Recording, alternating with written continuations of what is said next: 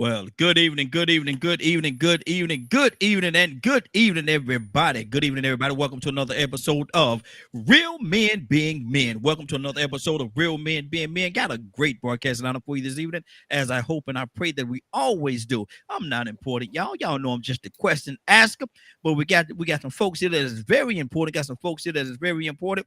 We're gonna start to my right. Rodney, tell everybody who Yes, you are, brother, and where you're hailing from. Rodney Smith, Tequila, Georgia, hailing from Stamford, Connecticut. Stanford, Connecticut. Okay, good deal, good deal. And to your right, we have the elder. Don, tell everybody who you are, brother. Good evening. I'm Don Carlos Don Shaw, and I'm from Kilgore, Texas, living in Atlanta now. Kilgore, Yep. Texas. Well, that's a name for you right there. Kilgore, Texas. How That's about what it is. And on the phone lines, we have Captain Leonard. Leonard, good evening, sir. How you doing this evening? Tell everybody who you are, where you hailing from. it? Doing great. This is Saginaw, Michigan, calling from Covington, Georgia. Covington, Georgia. Good deal.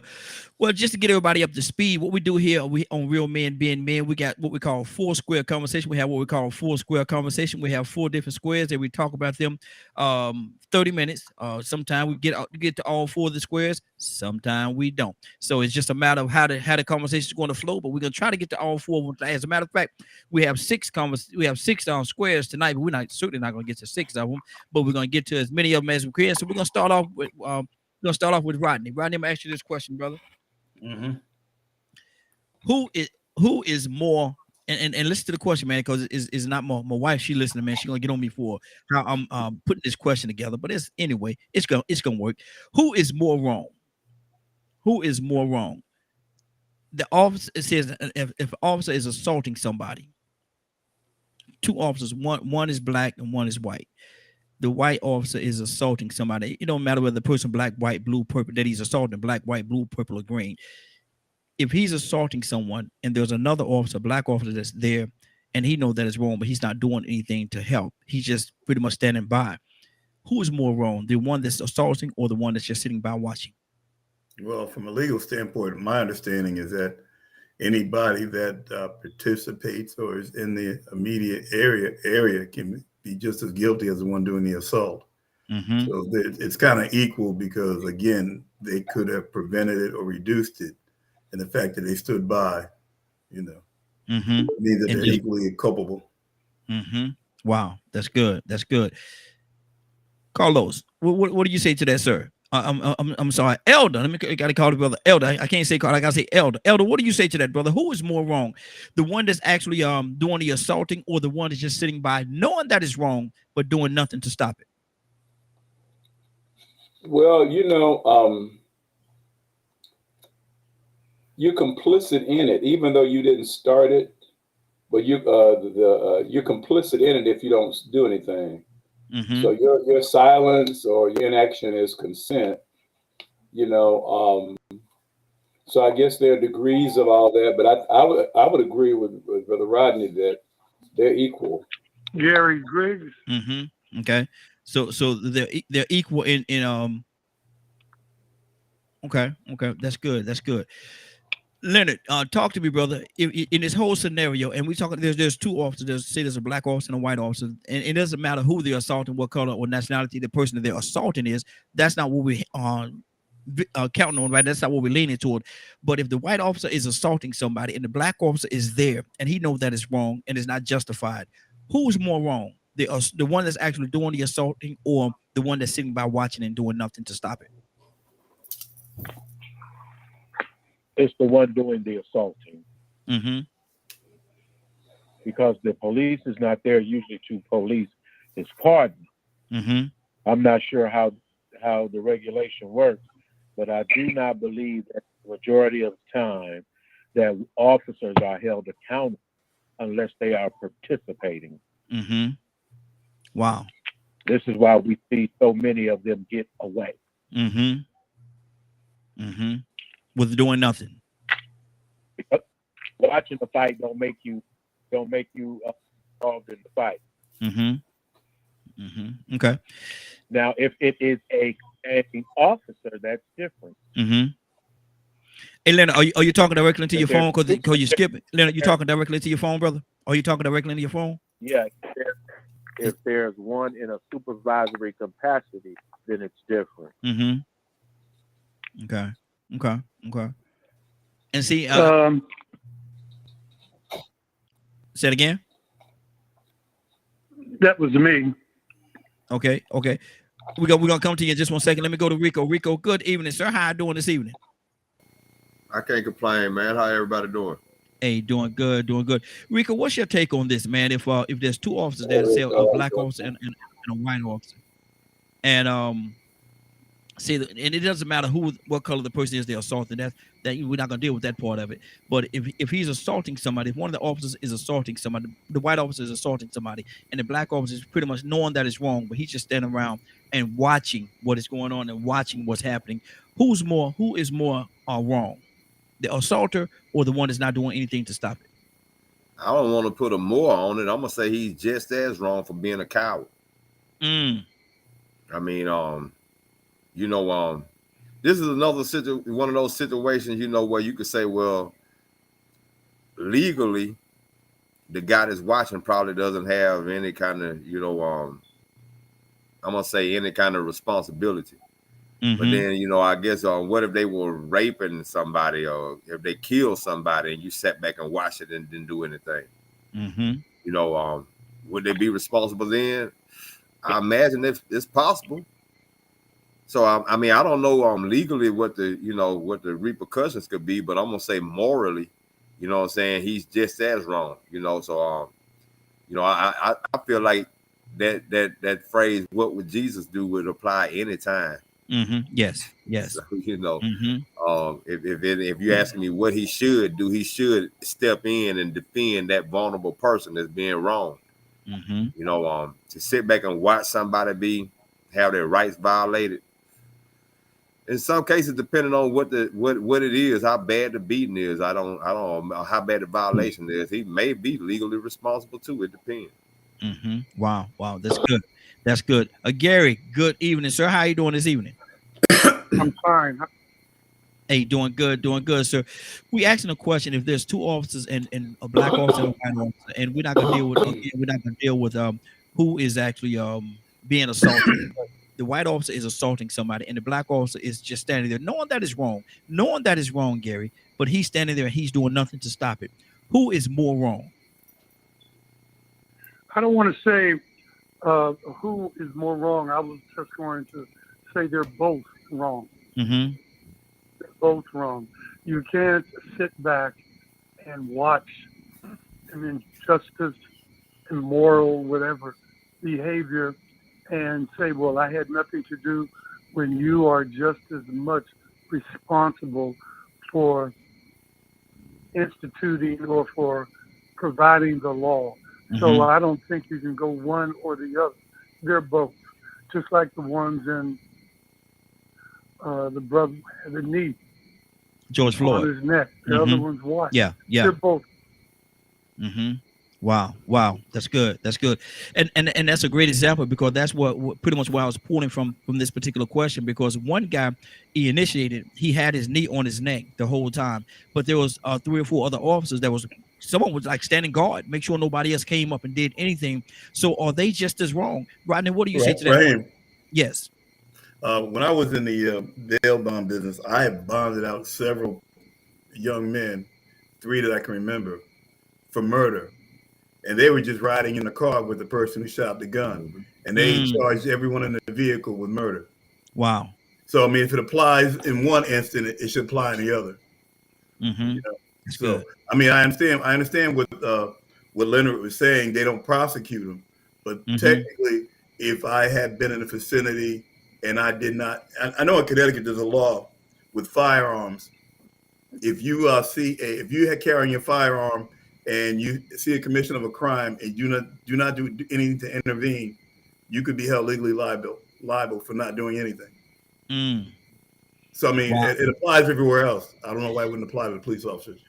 But see, and see, I understand exactly what everybody's saying, and y'all are making some great points, man. But am I wrong? Am I wrong if I just, because in certain say in New York, you say Connecticut, but in New York, a lot of times what they'll do, man, they'll say, man, it ain't my business, and they're going about their business. So am I wrong if I do not decide to do anything? Hey, that's not my business. Let them do what they're doing. Come on, let's go. Am I wrong in that, Rico? I see you shaking your head, brother. Talk to me, because you know how it is in New York, in a place like New York and certain parts of California. Hey, man, that ain't my business. Come on, let's go. I mean, but we just said that. We pretty much in our answers that, you know, you sitting back watching something like that and you in a position to actually be able to stop that situation, but watching it and allowing it to happen, you know, hey, yeah, you should be liable. Just like with the, you know, people that watched George Floyd, one guy stood guard. Yeah, Exactly. exactly. Gun on everybody. You know what I'm saying? He want to follow orders. You get what I'm saying? But you can't stand and support wrongdoing, abuse, murder. You know what I'm saying? I mean, so yeah, I mean, you responsible. I mean, you can say all day long it ain't your business.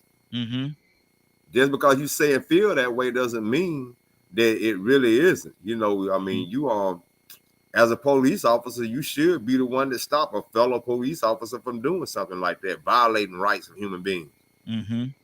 Exactly. Leonard, what's on your heart, brother? Talk to me. And we got another caller. We're going to go to that call in just 1 second. Leonard, what's on your heart?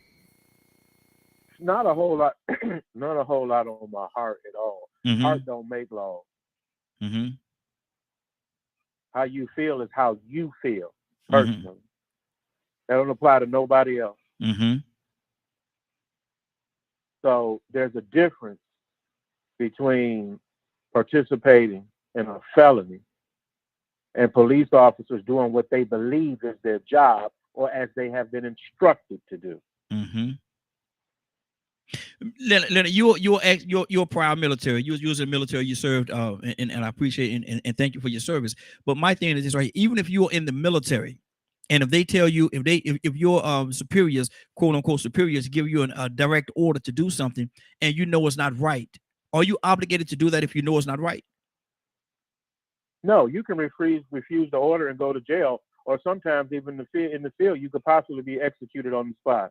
Wow, just by not following out a direct order, even though you know it's wrong. The order is. Yeah, even what it goes against everything that you believe in. You know what they're telling you to do is not right.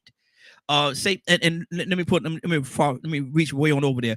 They're telling you go into that camp over there and kill everybody in that camp, and you go over there, you see that there's old people and kids in that camp. No, you don't want to kill no old people and no kids. That's not right. So you say I'm not gonna do that. Are you held responsible for not doing that, not killing them old people and kids? No, but you would probably be taken into custody. Wow. You can go ahead. Yeah, you can go into custody, but I would rather go into custody than moral fiber in me die, and I compromise it for just for a direction that I know is not about that. If I'm strong enough to have my faith and my beliefs with me as I get an AR-15 and know that I have to shoot to kill, but one thing is to shoot to kill when I know within me that is not what I should do at that or during that particular circumstance, then I'm not going to do it. Yeah. If I was in Cameron Vale, if I was in Vietnam during my era, I saw kids, I'm not going to shoot them. Now, if those kids are 14 and 15 and they're pointing a gun at me and sometimes took place, then yeah, they're out. Next. But if they're not and they're armless, they don't have, then I'm not going to do that. That's good. Ibrahim, good evening, sir. How are you doing this evening? Ibrahim, we could barely hear you, sir. We could barely hear you. Okay, how about now? Yeah, much better. What do you say about that, Ibrahim? You're giving a direct order. You're in the military. You're giving a direct order to go over there and in that camp, and I want you to kill everybody in that camp, in that hut over there. Now you go in that hut, Ibrahim, there's old people and kids, small kids in that hut. You say, I'm not going to do that. I'm not going to do it. Are you responsible for that, for not following out that direct order? Well, I was against the war, as Martin Luther King was at that time. and I didn't go. But Mhm. it just so happened I didn't have to go because I had an injury. But anyway, no, I would not done it because I seen what happened to William Talley and all the soldiers that were with William Talley. Mhm. Y'all remember that? I remember the Vietnam War. They have him right here in Atlanta. Trial happened right here in Atlanta, Southeast Command, Regional Command of Indochina, Fort McPherson. Mhm. Was currently occupied by what's his name? anyway, no, absolutely. You had the moral right to stand and refuse order, right? Mhm. And Mhm. everybody around you, you have strict code. Mhm. And I like to inform everybody, law is an emotion. Law can become in law. If you understand law, study law, the color law is based on emotions and opinions of people.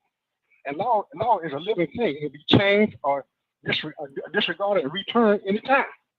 There's no such thing as psychosense law. Like Mhm. segregation was a law. It's no longer a law because people's emotions and people's attitude and beliefs change their attitude. That's what Mhm. law is. There's no law that falls down from the sky. It's the stone, and that's where it's gonna be the rest of your natural born living existence. Mhm. No such law. Okay. But anyway, no, I wouldn't do that. Okay. I Okay. wouldn't do that. I wouldn't do these circumstances. As a matter of fact, I go so further is I don't believe we should fund or agree to any wars of murder that America do without clear indicating exactly what it was and no such thing as collateral damage. No. America has been, in my lifetime, I haven't seen one war that America entered into, including the current wars going on now in northern East Africa, where people are starving to death of famine, and they're dropping bombs. I don't see any war America in my lifetime that you can explain to me was nothing but for land and resources and was a moral law or a religious moral lawful law. It's about land and resources, domination and power. And we seen the European powers taking a part of that. He was gonna come out on top. Everybody playing blink. Mhm. In my lifetime, in Kennedy, with a nuclear bomb against Khrushchev. Mhm. Seen it, been there. And I ain't seen a war in my lifetime. That's explain to me. I like to see war.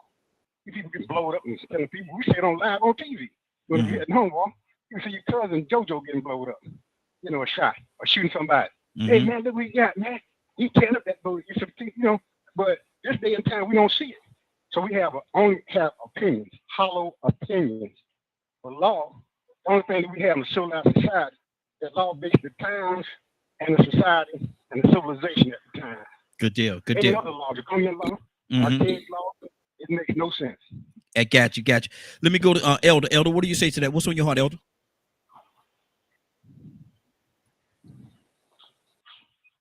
Elder, you there? I was thinking, saying, yeah, can you hear me? Let me. Yes, sir. Yes, sir. Mm-hmm. We hear you. Oh, Elder, your volume went away. Your volume went off. Something happened to you. Something happened to your volume. Can't hear you now. Oh, okay. How about that? There you go. You can hear me now? Okay. Yes. All right. Yes, sir. So, yes, sir. Thank you. So, in some situations, don't they? If the guy that's perpetrating the irregularity, or I should say the brutality toward a citizen, don't they have like a little, don't they go by rank? On some of the officers that they know that, hey, look, if he's higher than me, that I need to stay back here in my place. I mean, I was looking, see what I know about it is things that I see on TV because I've never been in law enforcement or anything. But I was looking at a show last night, and one of the things that they were talking about, hey, you don't interrupt another officer when he's doing something or something like that, something on that same, we got to stick together as if we are, unified. Not to say that the blue law that's justified, but that happens. Yeah, they got the blue law, and they don't want to break that blue law, and that's one of the things. That's one of the biggest things I think of right there. That's causing so many problems. They don't want to cross that line and break that blue law. Leonard, what's on your heart, brother? Talk to me. Leonard, just listen. Just listening. I was charged with, and I believe they said somehow I was getting soldiers to disobey orders. Did you? I didn't even need an attorney Mm-hmm. to get out of that. Okay. For the very simple fact, me saying something with no rank to anyone of lower rank is not an order. Mm-hmm. People choose to do what they want to do. If I happen to be of the same opinion of them, does not mean that I was aiding or accessory to them or what have you. Mm-hmm. Exactly. Exactly. So basically, you know, you can always take the high road and suffer whatever those consequences may be. That's always there for you. Mm-hmm. But you explain it in front of a judge. Yeah. Not at that time. Mm-hmm. That's good. That's good. Rico, are you back with us, brother? Rico, are you there? There you go. There you go. What's on your heart? What's on your heart, sir? I'm just listening right now, man. I mean, I don't think I could go no further. I mean, you know, I said that earlier about what would Jesus do. I think that should apply in every aspect of, you know, your actions throughout a day. Mm-hmm. Even on your job. You know, me personally, I do believe in order and rules, but I look at my morals first. I always put my morals above those. So I ain't never really had a problem participating in a system or an institution, but I play by my rules. Yeah. Yeah. So you know, I've been in situations where you had to take oaths and you had to do all these swearing ins and you know, follow these lines and these rules according to this organization. Yeah. Hey, Rico, let me jump in 1 second, Rico, because you just said something that sparked something in me, man. Because in certain organizations, even in the streets, and when they got the gangs and stuff like that, there's a rank structure. And if somebody that outrank you in that gang or OG or something like that, tell you to go over there and I need you to go over there and do this thing for me, whatever it is, you know, the words they use. If they don't, there could be repercussions come to that person for not doing it. And so, go ahead. Yeah, I mean, some people got stupid rules. You know what I'm saying? They got street codes. Yeah. You know, they got the blue line of silence. You know, I mean, you know, and I see those things, and I see it, and I'm like, okay, I see what y'all abide by. I see what y'all going by. I ain't. Mm-hmm. Masons got a code. Some things that they do. I would always, I'll say I would participate in the positive and the things that benefited me. And then when it came time to do the things that I felt like went against my moral code and my connection to the higher power, then I'd let them have that. Yeah. With no problem. Absolutely. And be willing, ready, and able to walk away. See, that's the thing about having courage and being willing to sacrifice. Mm-hmm. And be willing to face the repercussions that comes with standing up and doing the right thing. I mean, you know, from what I understand, somebody got nailed to a cross for it. Yeah. Exactly. You know, Go ahead, I'd brother. like to just add on to that. Mm-hmm. The world gives you reputation, but God gives you character, and that should not ever be compromised because you can't buy it back. But few of our young people understand the difference between reputation and character. Mm-hmm. Yeah, exactly. And that's the thing right there. Rodney, you had something on your heart, brother?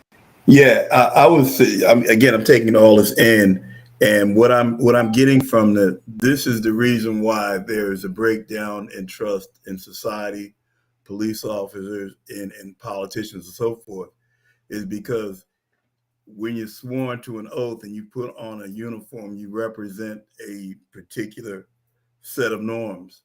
And when those norms are violated by the very people that are supposed to enforce those norms, it creates a breakdown in society where there's no trust and no consequences for their actions. So everybody sits back and says, okay, if the judges are doing this, okay, it's cool. They get away with it. If the police officer is standing by and watching this happen, that's the norm. And then when it's flipped on them, much like the Pelosi case, when it's flipped on them, it becomes an issue. So again, if a police officer is there, if I was assaulting you in the street, the police officer wouldn't stand there and let me go about my business. He'd intervene. Yeah. All right. And so the point I'm trying to make that, yes, they have it gets down to, as the other brothers mentioned earlier, the character in the beginning. You put on a uniform to enforce the rules. You're going to live up to your character or you're not. Or you're going to live up to your oath. You're going to set an example or you're not. And so at this point, you have a lot of people, a lot of youngsters. Even, you mentioned gangs. Even in gangs, if me and Rico in a gang together and I'm sitting there watching them get beat up by the Crips or the Bloods or whatever, I'm sitting there watching them. What do you think will happen to me when we got back to the camp? Oh man, I can say, man, Rico's on his own. No, you're gonna get it, bro. You're gonna get it. That's my point. So again, I think sometimes the gangs have more unity and more morals than some police officers in some cases. Wow. Because they'll step back and say, man, don't be go hitting that girl like that. Leave her alone. You know what I mean? Yeah, exactly. A gang member wouldn't stay there and watch another young girl be violated. He step in. Yep. And I mean, it's just my take on it. Yeah, there's a legal aspect, there's a moral aspect, and it's just just if you're not going to represent what you do, don't do it. Yeah, good deal. Elder, talk to me, Elder. Elder, talk to me, sir. Elder, you there? Hold on, Ibrahim. Elder, you there? Can't hear you, sir. Can't hear you. Can you hear me now? Yes, there you go. Go ahead.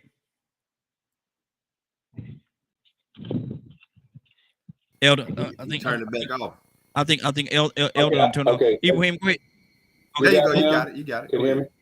Yeah, go ahead. Okay. Yes, sir. No, I'm just listening, and trying to think about situations. I'm trying to think about it from the standpoint of, let's just say, the other officer who is watching, because I think there's one other thing that's involved in all this. It would seem to me that motivation and intention of the perpetrator or of the aggressive officer, let's just say, is very important in this thing. Let's just say, because in the situation with George Floyd, there was a little premeditation in that on the part of the aggressive officer. That was premeditation because of their former, their association with each other, and so I'm wondering, does that make him more guilty than the others who are around them? Or you see, all of them are guilty, but does it make him more guilty? I'm just kind of thinking out loud. What see, and my take on that, and I could be totally wrong on this, but my take on that, man, all of them are sworn in to uphold the law, to carry out the law, and regardless of who it is that's breaking the law, that does not make you quote unquote above the law. And so this man with the knee on his neck, he's not above the law. And so them other officers are there, like Rico said, man. You had one, he was holding everybody off. So you're contributing to what's going on right now, and the other one's just standing around. If a police officer is breaking the law, it should be the responsibility of another police officer to say, look at here, man, you just broke the law. Turn around, put your hands behind your back. And I don't know if they're gonna go to that level, but at the same time, at least stop what's going on. At least. And so if they don't do that, to the least, if they don't do that, then I think they're totally wrong. That's just me talking. Ibrahim, I think you had something on your heart, brother. Talk to me. Ibrahim? Yeah, I'm here. Okay.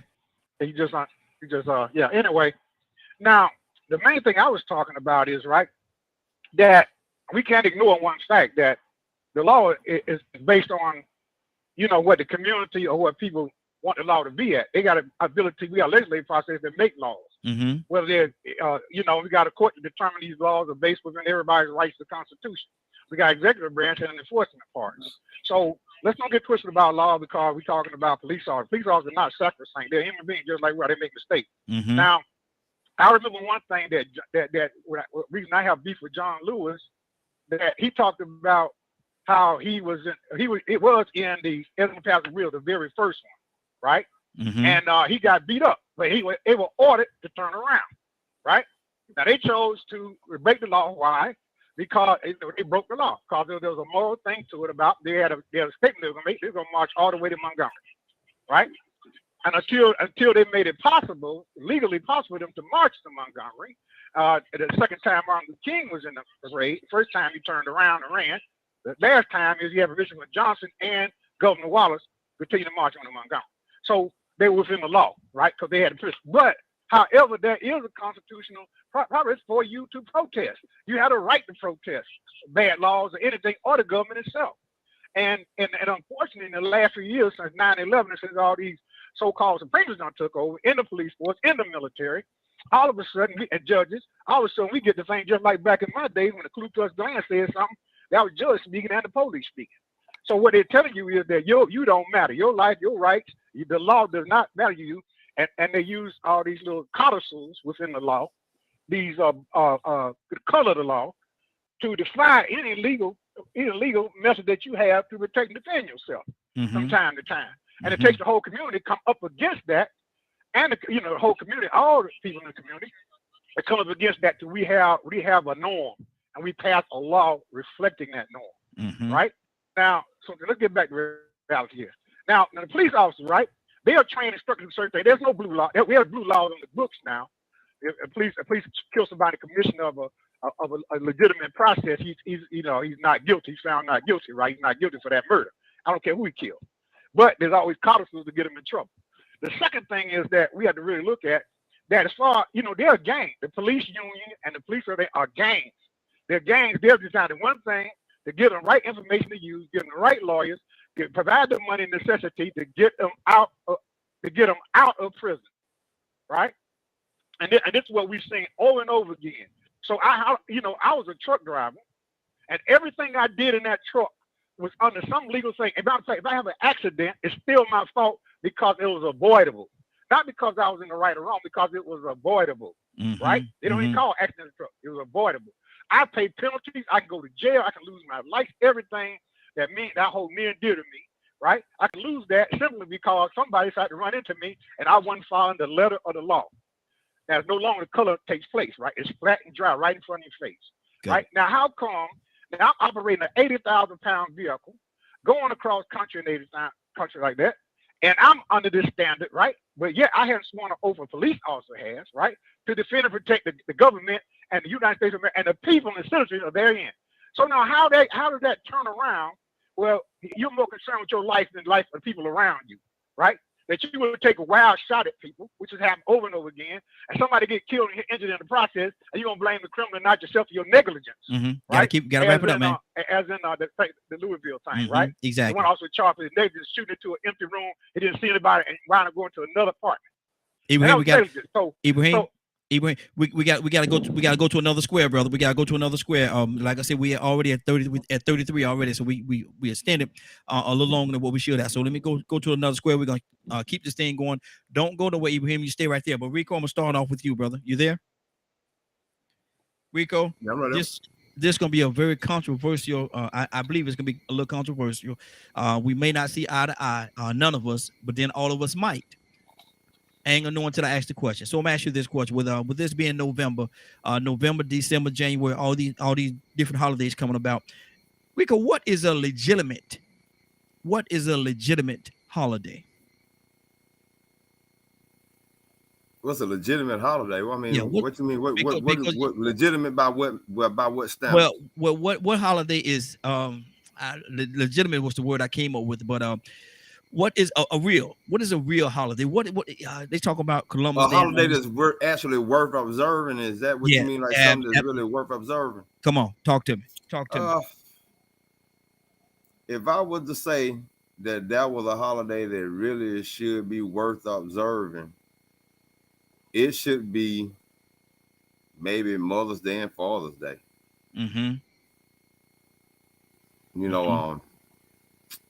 I really don't I really don't get a real big kick out of celebrating these holidays. Maybe Independence Day, if you're a patriotic person.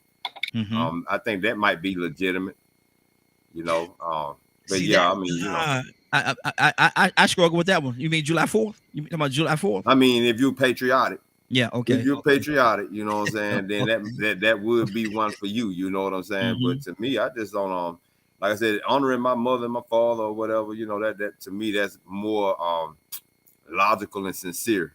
You know, that's one that I can observe, and actually the people that I'm observing can realize it. Good deal. Good deal. Let me go to Joseph. Joseph, good evening, sir. How you doing this evening? Hey, good evening, sir. Joseph. Good evening, family. Hey, good to have you, Yes. brother. But I got to ask you the question. What is, and I say legitimate, but what is a legitimate holiday? What holiday is legitimate? Like Rico said, I'm using his words. Which one is really worth the salt, the grain of salt that it is? Which one is worth observing? I think the one that's organic, that comes from the people, like Juneteenth was celebrated long before the federal government recognized it, and it should have been so. Like Frederick Douglass, who gave that speech, what to the Negro is the 4th of July? Is a day of all other days to remind him of brutality and oppression, right? But Frederick Douglass was speaking on the other side of the Civil War. So, and I think that's wisdom. That's being sober-minded, you know, being clear thinking. And like Brother Rico said, you know, if you're patriotic, you know, I guess, you know, you celebrate the 4th of July. I respect the 4th of July for the nation's sake, but I'm not naive. You know, now the Indigenous People Day, I think that's a very legitimate holiday, and I think it should be elevated more than it is now. I think Juneteenth should be elevated, and I think in the coming years there should be meetings of Black leaders, sororities, fraternities, so on and so forth, universities to make it more meaningful, other than just a barbecue and you know getting drunk or whatever. I think we should dignify it and elevate it, and make it a opportunity to really teach our children everything that we went through. Yeah. Okay. Now that's what a holiday should be to me. Now, unfortunately, corporate America commercializes all of the holidays. Yes. Even Christmas. You know, I think Christmas have a beautiful meaning if it is a day that we want to set aside to recognize that the Christ that we believe in was born. Not that we know the exact date. You know, we got Constantine's idea about it and others.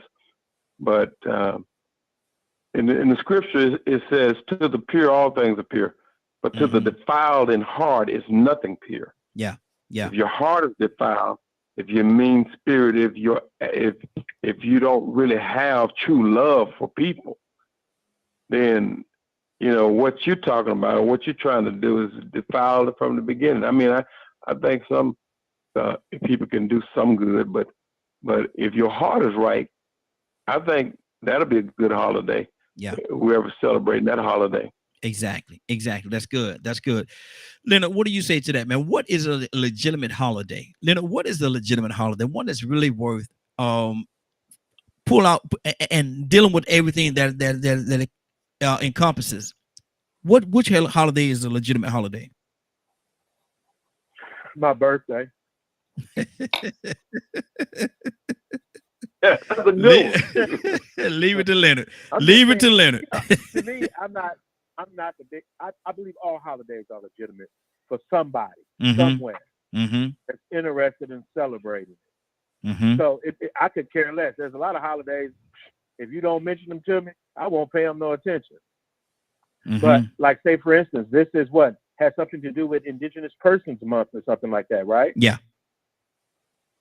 Now, who's to say whether that's legitimate or not? It's for the people that want to celebrate it. Yeah.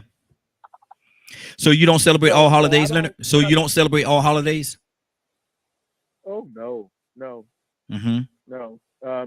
It's just what I feel like doing. I'm not, I'm not, and I don't know any other way to say it. Mm-hmm. Mm-hmm. I am in this world, but I'm not of this world. Yeah, that's good. That's good. So what other people consider things that they got to do, systems and programs, I don't care nothing about none of that, really. Mm-hmm. But I'm not the type of person to try to nullify other people's celebrations and things of that nature. Mm-hmm. Exactly. Good deal. And yeah, Rico, that's what it is. A valid. Appreciate that, brother. What? And I'm changing my verbiage a little bit. What is a valid holiday? Let me go to Cornelius. Cornelius, good evening, sir. How you doing this evening? All is well, my brothers. Hey, good to have you, sir. We're talking about holidays, and what is and I'm changing my verbiage. Rico gave me a better word there. Appreciate that, brother. What is a valid holiday? Yeah, that is better the way it said when I heard it the first time we say legitimate. Mhm. But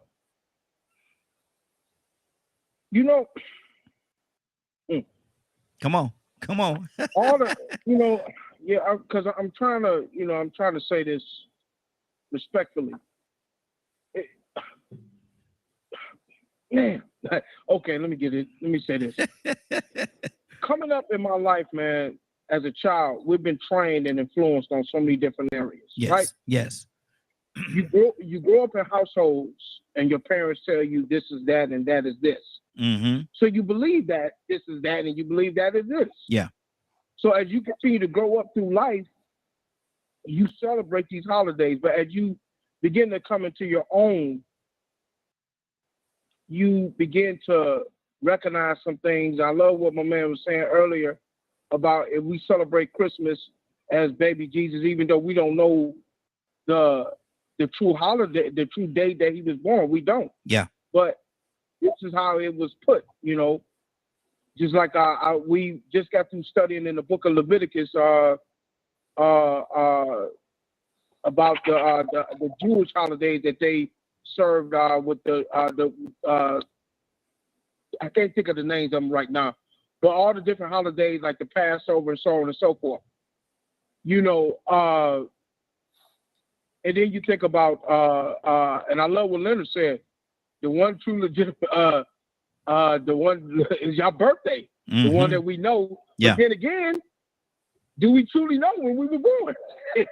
Unless someone told us and we see it on the birth certificate. Mm-hmm. You know what I'm saying? Do we actually know that? Like my birthday is July 9th, but do I really truly know that unless somebody told me? Yeah. Or I see it on my birth certificate. So, and saying all that, you just, I guess they say you go with the status quo. Mm-hmm. If the people believe that now, the one that I don't like to celebrate is because I'm a believer now, it's Halloween. Mm-hmm. And I used to celebrate it. Wow. I used to go out, buy all this stuff and wear all this crazy mask and do all these different things and trick or treat and all that stuff. I did all that mess. Mm-hmm. But then as I got older, I was like, I began to find out, like, man, this is not of God. I ain't trying to go there with this. Yeah. Yeah. So I stopped celebrating that so-called, as they call a holiday. So Mm-hmm. I don't know at the end of the day, in my comment behind that, after saying all that, which one is legit, I really, truly don't know. Yeah. But Yeah. I just go with the status quo with the people that have taught me, and I enjoy the days and spending time with my family, my church family, and so on and so forth. Like I'm getting ready to go on vacation, and for Thanksgiving, I'm going down to Miami.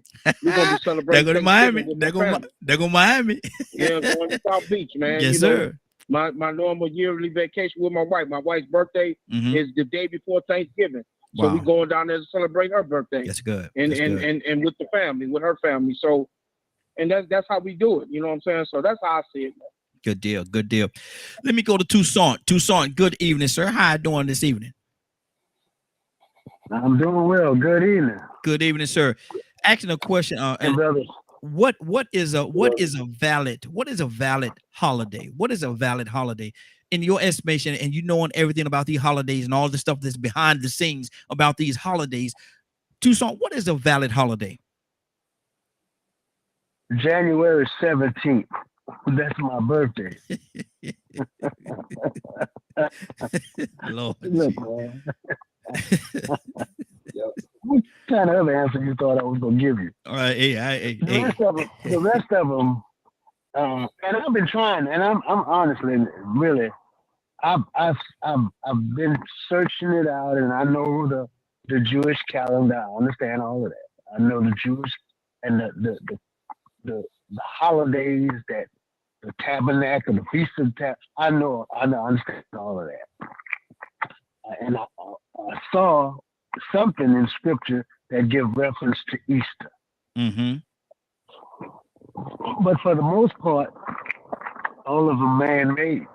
Mm-hmm. Everything that we celebrate in this country, traditionally, is man-made for some reason that has pagan ingredients to it. Yeah. Santa Claus, Mm-hmm. Easter Bunny, turkey. Mm-hmm.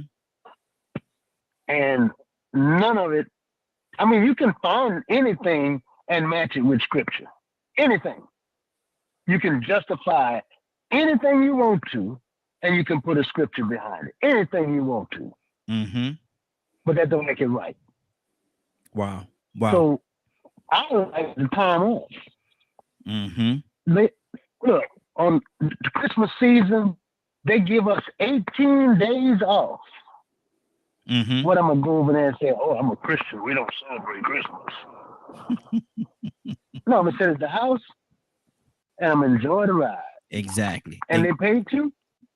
That makes it But better. as far as it being legitimate, I really can't give a clear answer on what I see, Mm-hmm. because we make it about money. Yeah. It's about profit Mm-hmm. and gain. And we come out, I see people, and I was shut up. I see people wasting what they need, like their light bill and their gas bill, and they pile it up on a holiday, and 2 weeks later or following the next day after the holiday, they borrowing money. Mm-hmm. So it really don't make no sense. You know what I say, man? That's my People buy what they want and beg for what they need. Let me go to Rodney. Rodney, what is a valid holiday? Well, I take issue with all of them, because if you go back and peel back the origin of every holiday, they are not really what they represented on early on. Mm-hmm. But I do think those holidays are an opportunity for us to do our own research, to investigate, to learn. Valid holidays, as far as I'm concerned, are holidays you spend with the family, loved ones, Mm-hmm. getting bonding, just family time. Yeah. And or doing what's important to you. Mm-hmm. And a lot of times those vehicles that we talked about are economically driven. You know, Mm-hmm. Absolutely. But at the end of the day, you know, I find more enjoyment in Thanksgiving holiday, when I'm able to spend time with the family, go out of town and bond. Mm-hmm. It has no. But when I look at the real origin of Thanksgiving and how the Indians were treated, how all the stuff's going on, you know, you kind of puts a sour taste in your mouth. You look at Christmas and understand the dates are not coinciding, or nor the principles coinciding. You know, you look at all these holidays, none of them. 4th of July, they talk about, you know, independence and freedom and things like that, and we're the least free. So, you know, it's you know, but like the other gentleman said, if they're gonna give me the day off and pay me for it, I'm gonna take it. Absolutely. Elder, what's on your heart? What is a valid holiday, Elder? Well, I thought I'd just go ahead and look it up while we were talking about it. And this says that the real meaning of holiday is, it's really mean holy day, you know. Yes. The word originally referred only to special religious days. That's one definition, but the most common one today is a day of festivity or recreation when no work is done. Wow. So I personally, and I'm just, this is just who I am. I don't have any problem with holidays. I think a holiday is usually comes into existence because for some reason someone has seen a group of people It benefits a group of people. It may be a religious group. It could be a educational group. It could be a culture, whatever the case may be. But I think that I think what happens is an increasing number of people appreciate, let's just say, a kind of festivity. So let's have Mother's Day. So one of the presidents said, let's just have Mother's Day.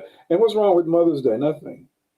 Nothing's wrong. You're taking a day to honor your mothers. And I think that we can go a little too extreme with trying to figure out if something is legitimate or valid, when really it is really a day of recreation. And most people, like somebody said a few minutes ago, hey, you're off, you don't get paid. I mean, you don't have to work that day. And, all people are going to take it all kinds of ways. Now, I'll give you an example. For me, I don't like people calling Thanksgiving Turkey Day. That's just me. But they can call it whatever they want to call it. But I do want turkey on Thanksgiving. Yeah. You see, but but we all have our different opinions of things. Even people who are not religious, they're there to take those holidays, those days off, and everything. So I think we should just kind of give it a little rein to be whatever it is. It's what a number of people have thought is very important for some reason. It honors somebody, some culture, some task, or something that happens. So we just go with it. Why does a lot of holidays, some celebrate it, but on the other side of it, it means the demise of certain other individuals? Because even with say Thanksgiving, there's a lot of indigenous or Indian people that were slaughtered. But people celebrate it. People celebrate Thanksgiving, but they forget about all the people that was killed and slaughtered and had lost their lives for this old thing to be a reality. Which to me does not invalidate Thanksgiving. It should be just demythologized and should be like clarified for what really took place. You don't just throw it out because that thing happened, because it is a good thing for people to thank God. But we need to be able to tell our kids and those around us. But remember, them sitting around the table and thank God for the Indians that they brought the this and the maize and everything like that. But at the same time, they slaughtered these same people. But we can bring that into the picture. And I think, what I thought, now I'm going to say something. It's kind of weird now. I hope this doesn't start anything. There would be people who would celebrate January 6th. They would call it the Citizens' Rebellion. Wow. The day of the Citizens' Rebellion. I was thinking about that. That's our holiday, Citizens' Rebellion Day, January 6th. And some citizens, which would be lunacy, but you're gonna get a number of people who go with it. And see, the saddest part, the part that sticks that dagger deeper into my heart is that's my birthday, man. This is January 6th is my birthday, man. Why y'all had to do it? All the days on the calendar. My daughter's birthday. Exactly. All the days on the calendar, man. Why y'all had to pick that day, man? Come on now. Man, y'all could have the day before, the day after. Man, leave that day alone, man. Oh my God. Let me go. Let me go to the phone lines. Ibrahim, what's on your heart, sir? Well, it's very interesting. The ballot, for me, there's 3 holidays valid for different reasons. One is Martin Luther King Day. And not because it's about Martin Luther King, because it represents a lot of civil rights workers that who died and struggled, and including himself, for our basic rights. And to me, it's like Juneteenth Day. Juneteenth Day is we used to have a thing here in Georgia. Georgia found out before Juneteenth, so before June 19th in Texas, they found out in April, right? So it's 1863, the law was passed by Lincoln, right? And that's what it is. That's all it is, right? But it is a celebration. This is truly a celebration. It's our 4th of July. It's a truly celebration that finally the law had reached the nether regions of the Confederate Empire, and How you doing? Get it. And we are free. You know what I mean? We were. How you doing?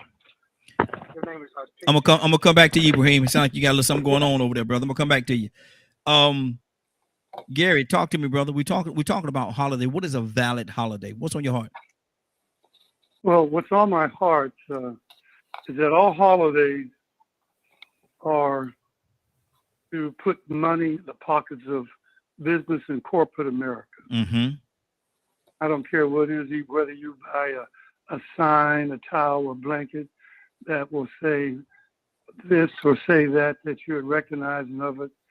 I'm reminded of Jeremiah 10th chapter, I think it's 3rd verse, which says, "Be not like unto the heathen that goeth in the hills, cutteth down a tree and decorate it." Mm-hmm. That's Christmas. Yes. If we look at the Roman Empire, they utilized their opportunity back in those days to connect the birth of Christ when they didn't know exactly when he was born, to put that into the system for them to make money. Mm-hmm.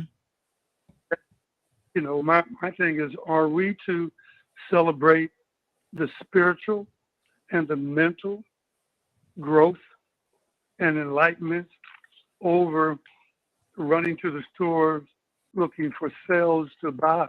Mm-hmm. And if we do celebrate our spiritual and mental growth, wouldn't that speak volumes for itself, for examples for those that are yet to come? Instead of, well, I'm celebrating this. Why can't we celebrate what this incredible God has done through us spiritually and mentally, so that we could hopefully make a difference in the lives of those that are yet to come? That's a holiday. Mm-hmm. And we are here to celebrate the world and not the accomplishments of those individuals that are in our families and those that have come through. You know, like the brother said about Thanksgiving, the Native Americans, they fed the starving explorers or those that came to this land. Mm-hmm. And then they ripped them off of their own land. So what are we celebrating? Wow. That's good. That's good. And see, that was my point. Exactly. What are we celebrating? Because we can't celebrate one part and negate another part of it that has a terrible history behind it. You can't negate it. You know, you can't forget about it. You can't say, well, we're gonna celebrate this, but we're gonna forget about that right there. That doesn't set well with me. Rico, what's on your heart, brother? We got 2 minutes before we go to the next square. You know, we started having a Juneteenth in my hometown in the 90s. Mm-hmm. And it went haywire. It started out perfectly. I mean, it was like the perfect type of reunion atmosphere. You had all the vendors, people with the culture, the gospel singing, and you know, we had some hip hop. And as time passed, you know, I gotta hold myself accountable. I was one of them that got up there, rapped, and was talking about the stuff that's costing people their lives now. I was one of those people that did that in that atmosphere, just totally the wrong place for it. And the atmosphere ended up getting worse than that, to the point to where even though it got humongous, it turned into where people started fighting and shooting at it. So they shut it down. The city wouldn't have one again. Mm-hmm. And so I decided to want to try to put one back together right before COVID. And it was right along the lines what Joseph was talking about. That's why I was, you know, smiling when Joseph was talking about that, because I was like, man, you know, we got to quit making everything we observe and honor a party. Mm-hmm. Because when it turns into a party, then it turns into something different than that after a while. And so I came up with a plan to do a 4-day. At first I called it a workshop, and then I, you know, modified it and turned it around to a Juneteenth conference. Mm-hmm. And so, you know, thinking along the same lines as Joseph was talking about, you know, I want to get the colleges involved, the HBCUs, the representatives, the Divine Nine, the politicians. I want to get every financial literacy, all those things we need to address, mental health, all of those things for a week. And COVID shut it down, but we're in the process now trying to put it back together. Well, I'm gonna probably leave it in somebody's hands. But then they came around with this holiday thing, and I was like, man, they just found a way to market. They just Yep. made it. They just found a way to turn it into something, you know, that you could put out there and sell. Monetary. Yep. Right. You know, and I really didn't like it. And you know what really got me the most about it, you know, is I feel like if anything should have been a holiday, it should have been Proclamation Day, Emancipation Proclamation Day. And I was just wondering, how did that ever get skipped? You know, when they ended slavery with the Emancipation Proclamation, if based off holidays, we use holidays as a reason to observe and honor people that did great things, or you know what I'm saying, that great moments in time, you know, like Memorial Day. That's a legitimate holiday to me, valid. But I think, you know, when we decided to say, well, we want to honor a day that deserves to be memorized and honored, man, what deserves to be honored more than emancipation? So they skipped that and went to Juneteenth. So I'm like, did it really come from a sincere place? Or did you just take advantage of the opportunity because we created another momentum, just like hip hop, that you had to pay attention to where you finally say, well, hey, if they're going to make this bigger deal off of it, let's sell it to them. Yeah. And we jumped head first into it. When I started putting this Juneteenth together, I went to a club that this woman has of youth, young black teens. And I know a lot of the parents. So I asked them, did they know about Juneteenth? This was in 2020. They didn't know anything about Juneteenth. I said, well, did y'all ever hear anything about the Juneteenth that we used to have? Yeah, we heard about it. What did y'all hear? Oh, we heard that y'all used to have it in the park and it was fun and everybody used to be there and it was a good time. And it sort of made me think about the people that was twerking on the ambulances a year before last in California. And I was like, yeah, I said, y'all heard the wrong thing. And it bothered me because that's what they wanted to experience. They didn't want to experience Juneteenth for Juneteenth. They wanted to experience the atmosphere that their parents still fantasize about till this day. Because it was crunk. It was lit. Freaknik. That's what it turned to. So these kids these days, they wanted that experience, but they didn't even know what Juneteenth was about.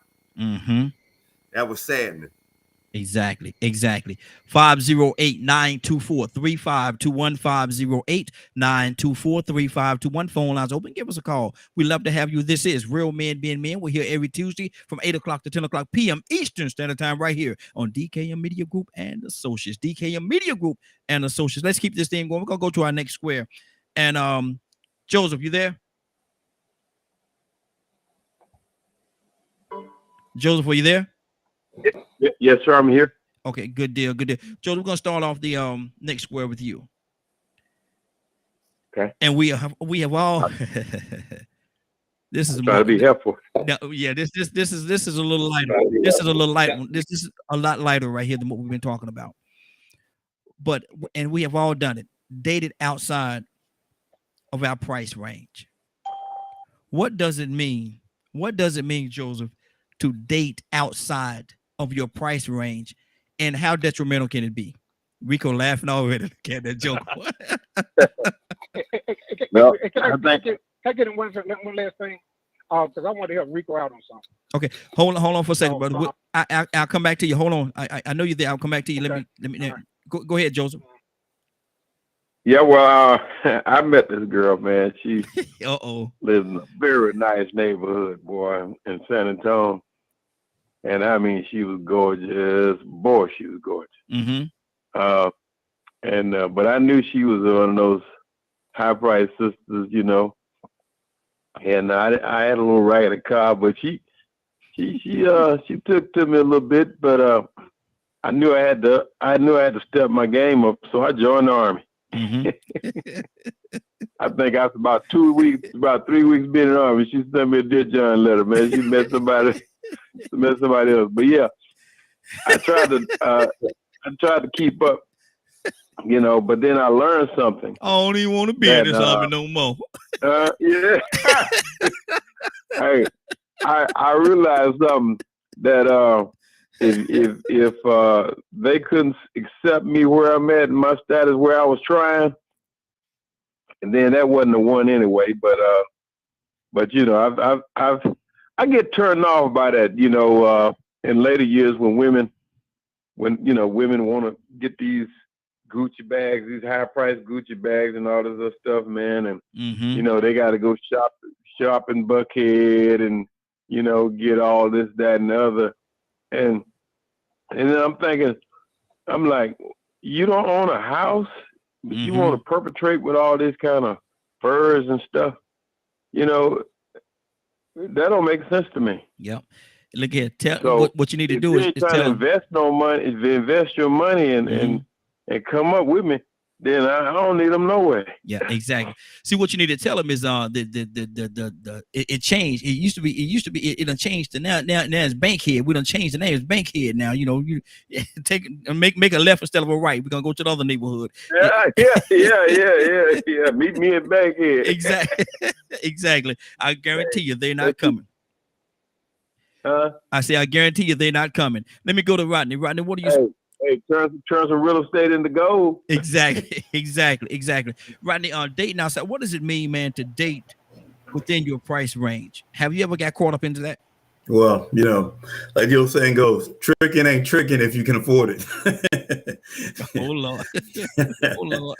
But I equate the situation to a vehicle. It's like that Mercedes Benz I used to drive. It got a lot of attention and looked good. You know what I mean? But when I had to put $800 on the brakes, you know, $100, $200 oil changes. You know what I mean? Yeah. My Nissan Altima ain't so bad. You know, so the same thing with dating, because I've been in situations where, you know, I looked at that check when it came to the table. I said, man, it's, you know, we can't do this no more. But I ain't gonna see you no more. You stay on the right side of the menu, stay on the left side.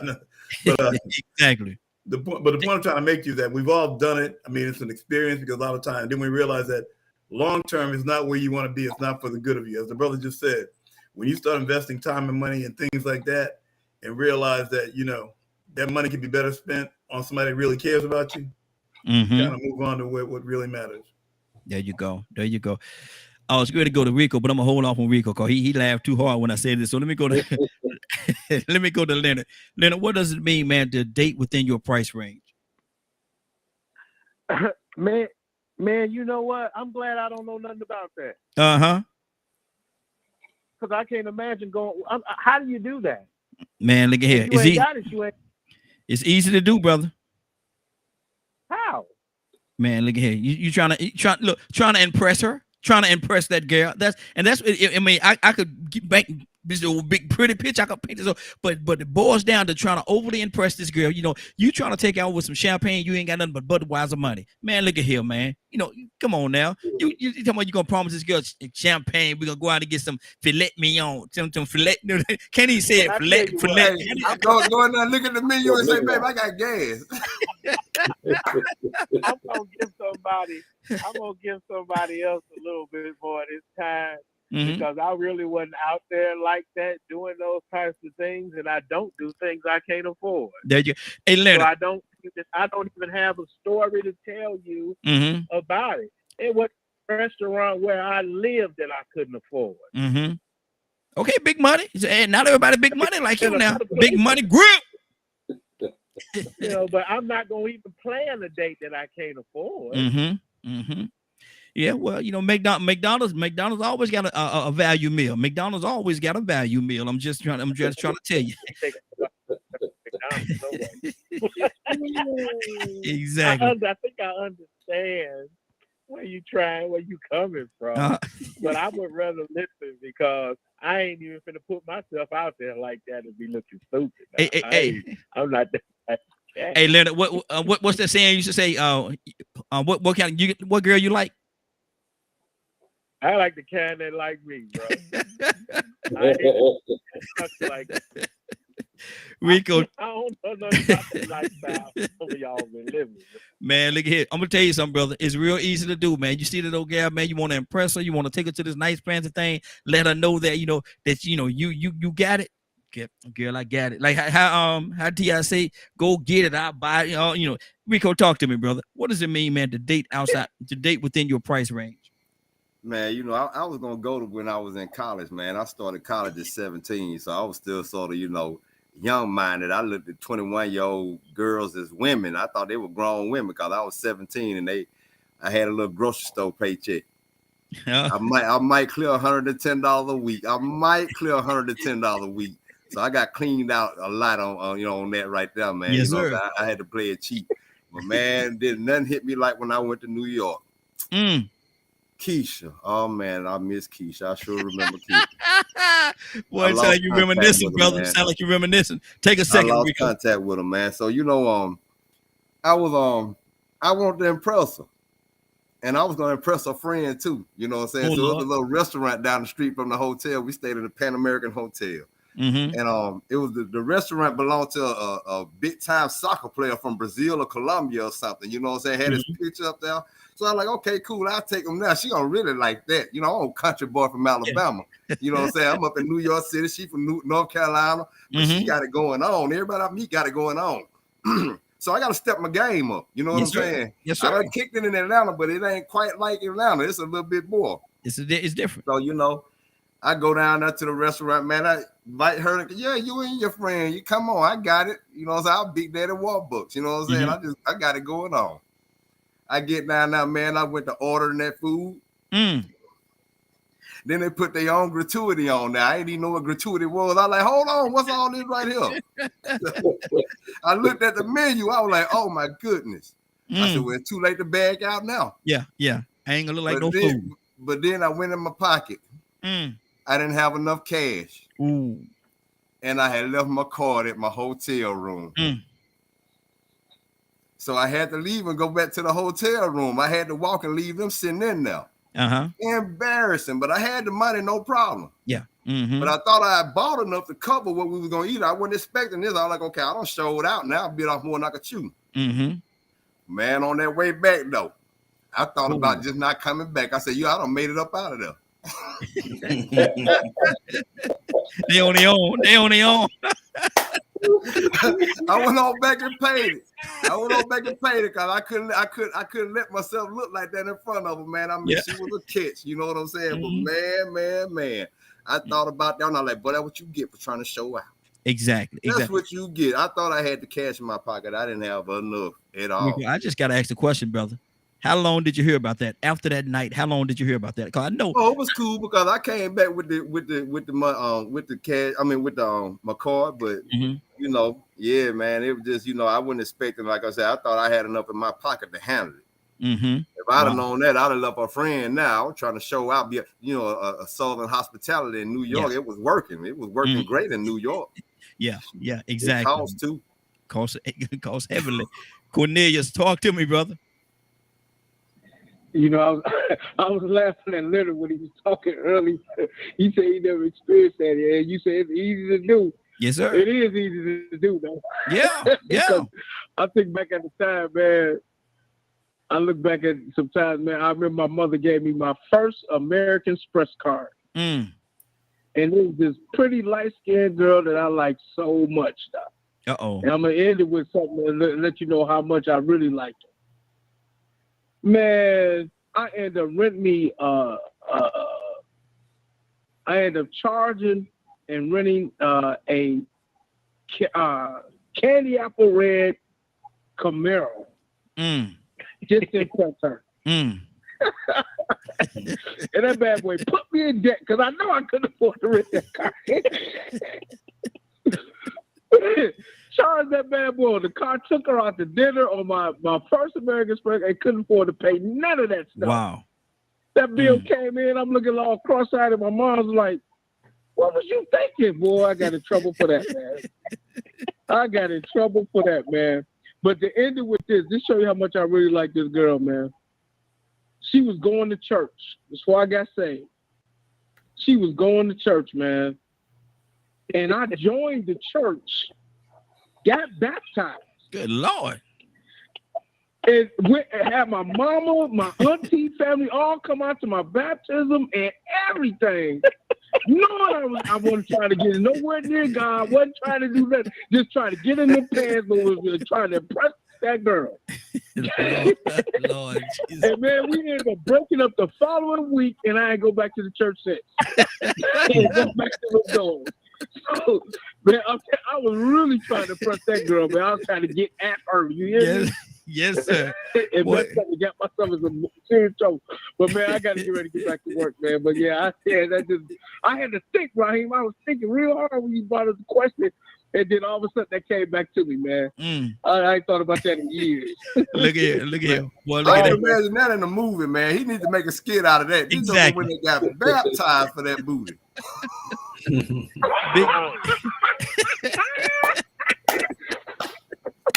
Big butt, baby, hand a smile. Get you every time, brother. Big butt, baby, hand a smile. It will get you. That's a good one. That's a good one. All right, man. I'll have y'all later. God bless you. Hey, man. God bless you, brother. Love you as well. Hey, Elder, talk to me, Elder. I know you got a story for us, brother. Go ahead. Let's hear it. Let's hear it. Well, you know, I don't really have a story for you. I'm just listening. Oh, he look. I don't He have a don't. story. He don't want to share. He don't want to share. But watch this. I know. I know who do have a story. Ibrahim, tell us your story, brother. Lord, I thought you weren't going to come to me. Before I start, I would like to tell Rico about Juneteenth. Mm-hmm. There's a Juneteenth national thing. You sign up. Juneteenth is about Emancipation Day. That's what it's about. It's just that all the states down south had different months. Georgia was in April, blah, blah, blah, right? Alabama had a day. But anyway, so that's accumulation of all the dates. That is Emancipation Day. Now, getting back to, another thing, you can also call Bob Johnson. I look up Juneteenth Atlanta. They had the biggest Juneteenth in the country, right? And that was this year and the previous years, right? I used to work with him on Juneteenth. But he had a big, he take the whole Centennial Park up for 3 days. Friday, Saturday, and Sunday, June 19th, or whatever. June 19th was Father's Day, so they have a big Father's Day thing. So yeah, it's already set up. And I think you're right about it, because a lot of people party, but don't put a lot of Black history in there. That's why I always had problems with Bob Johnson. There's not a lot of Black history, but they have hundreds of cars and everything coming up. But anyway, now getting back to the matter at hand, the piece de resistance. You know, I found out that if you dress like you dress a certain way, you know, like a traveling person, and people help you get where you're going. So I always dress, not to impress, but I dress modest, but I put it on. I show you the picture of the suit. I put it on, right? And but look, when I go up, I size up, look at jewelry and everything. I be going for the money. You know what I mean? If you want the substance, one's got some long cash. Because they want to be playing them girls out and fake stuff on and turn them clothes back in. They gonna take you to the bank, bro. They ain't got nothing. They want you to have that life expectancy like girls in California. They want you to life expectancy. So I go up in there, right? I put on airs, I talk, right? You know, I sit down, fix a drink, and the first thing I do is say, well, good lady, what she drinking? Now, see, a modest woman, she will order exactly what she drinking, right? A put on, she gonna order the most expensive thing in the club, right? Yeah. And they brought you to come to me and say, well, hey, this what the lady. I said, no. I said, get a lady what she drinking. You get a lady something entirely different. I ain't got to say that. Yeah. You know what I'm saying? Exactly. So that's what everybody. But look, but people are impressed by you carrying yourself like you like a real person and talking smart, right? And also crashing parties. When they start inviting you to these parties and everything, go, man. Don't be trying to kick out the club and ball and outprice and outspin, right? You can't do it. I tell you, you can't do it. But go crash. It said, go to a baby shower. Yeah. We going to baby shower in Miami. Oh, we having a family reunion on South Beach, right? I know about South Beach, brother. Don't go to South Beach, your wife. You want to keep your marriage. But anyway, but that's the way I roll, man. I go for the money. I found out later in life, a young boy tipped me on that. He said, I don't mess around no women that ain't got no money, ain't got their ride, a good job, or a good something, and a house or something like that. I don't mess with them, you know?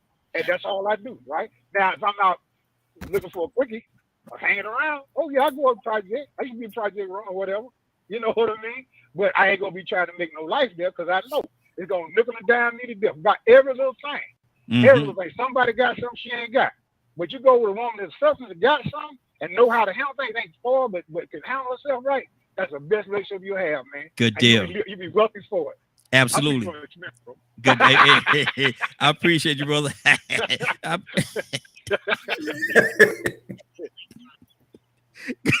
Good deal. Well, y'all, so I'm saying silly, boy. Tucson. What does it mean, brother? What does it mean to date outside of your price range?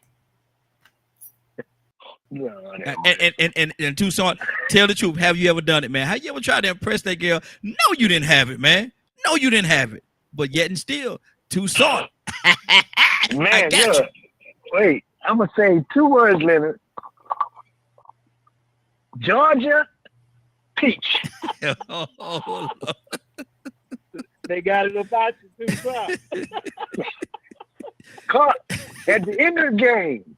Mm. I think I'm still paying for it. I still owe $54,000 out of my retirement. Good Lord. But daggone it, she was fine. She's still fine. God almighty. God almighty. Lord, have mercy. Don't be a preach anything. Don't do it. No, sir. I'm talking about everything ain't good, that glitter ain't gold. Tucson say she's still fine. Oh, Lord. Oh, hilarious. Okay. In the 60s at 5. How you be in the 60s? And still fine. Ain't got no stomach, ain't got nothing going on. But anyway, I just had a flashback. You had one of the moments, bro. Go. Look, let me tell you something, bro. I'm gonna just say, bro. Look, when you, anytime somebody have you go to the extreme, now here you gonna say Tucson was a fool. In order to get with her, you gotta fool yourself to get to her house. Mm. Run, nigga, run. You gotta wait a minute now. wait a minute now. Hold on. There you go, bro. I know what you're talking about, man. I can't. No. Both of y'all stop. Both of y'all stop for a second, because I got to get some clarity on this. Did you just say you had to blindfold yourself to go to her house? You didn't mean that. No, there's some women don't want you to know where they stay.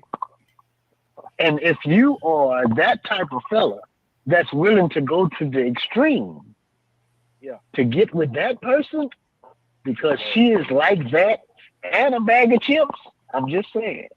You think I'm bright? You think I'm a bright person, but I've been ignorant in my life. Rico, help me, brother. Help me, brother. So Now, I'm just saying, well, y'all gotta be sweating like babies. Yeah, say amen. Somebody say amen. Rico, talk to me, brother. oh, you left somebody out with Gary? Huh? Ain't No, Gary on him? No, Gary had to hang up. Okay, I know. Elder stepped out on us. Yes, he did. He got some stories to tell. Yeah, But he ain't gonna reveal them, man. But I mean, you know, that's how it goes, man. I mean, when you young and you know got your nose wide open, that's what they call it, having your nose wide open. Mm-hmm. Oh my goodness, man. I mean, you'll do some things trying to impress that person. Yeah. I mean, but man, I think Cornelius took the cake, man. And then who was that? Joseph? Was that Joseph said he joined the army? Yes, sir. Yes, sir. Oh my goodness, man. I mean, I thought I did some stuff, man. But goodness gracious, man. So I mean, that's just to me, man. It's just, you know, it's funny to hear that, man, because I have seen and witnessed men do some very wild things to impress a woman. I mean, man, look, I had a buddy one time. I was so impressed with this one. I took my buddy to see her. I was like, Master, you got to see her, man. She got great eyes. She's beautiful. Yeah. He's seen them. Man, why this joker done bust out singing and turning flips and everything? He tried to take her from me. Good Lord. He was really trying to impress her, man. I was like, what you doing, man? What you doing on flips for? You got on church shoes, quit. I mean, people do some wild stuff when they trying to impress a woman, man. Yeah, exactly. You know, it goes both ways too. The women will go through some changes to impress us too, but yeah, man, I've seen some men do some weird and strange things to impress a woman. And it happens every day, man. A day don't pass by. Now it may not be us because we at a certain age, man. Well, we hopefully we're past all that. But I'm gonna tell you something. We sit back and we watch and we observe. And Rodney, I'm gonna tell you something, man. Fellas will do some strange thing, man, and go against each other all day long. Go against like Rico just said, man. You know, he took his boy to see the girl. And he's trying to get her, man. He doing it, singing and turning flip, man. I could have, man, what's wrong with you, man? You know, because that's crazy. That thinking about looking back at it, that's crazy. Rodney, what's on your heart?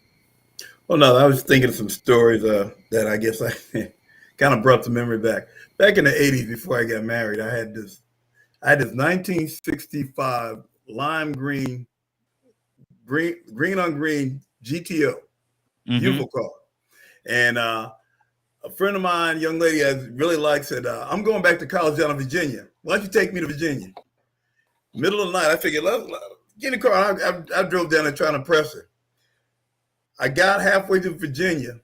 I got sideswiped by a tractor trailer. The spoke, the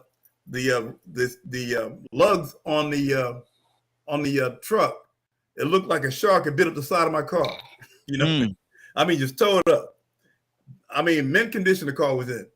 And then I finally got back home. I said, that was a crazy trip.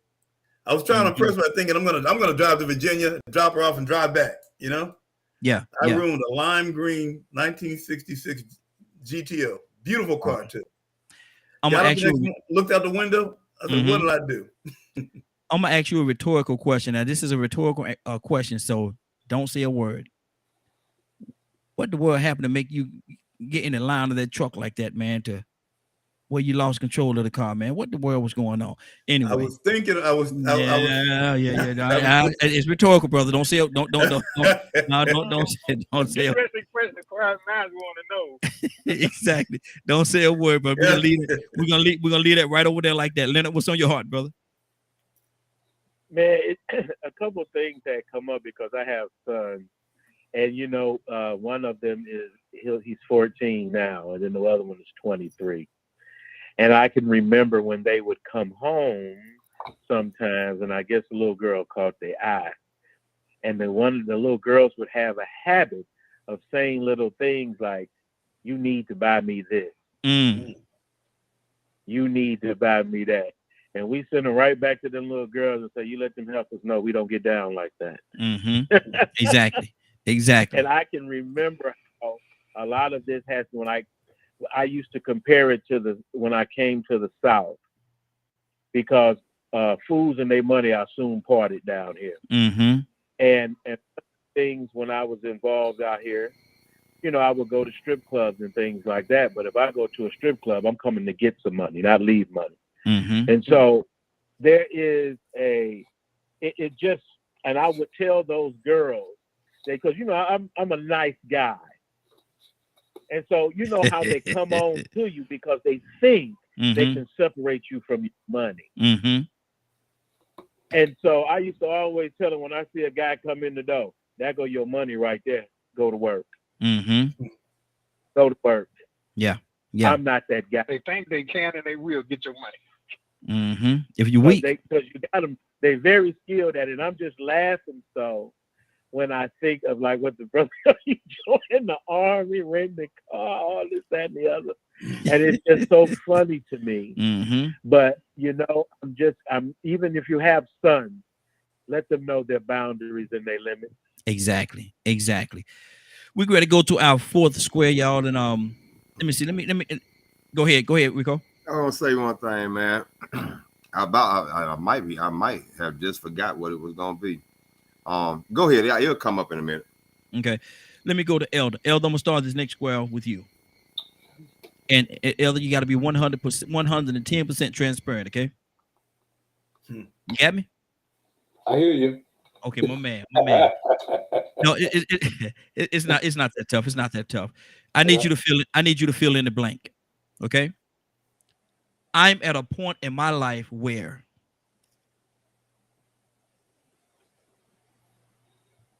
I'm at a point in my life where I don't feel that I have to impress anybody about anything that I own, that I am capable of doing, that I know, or my relationship with God and all that.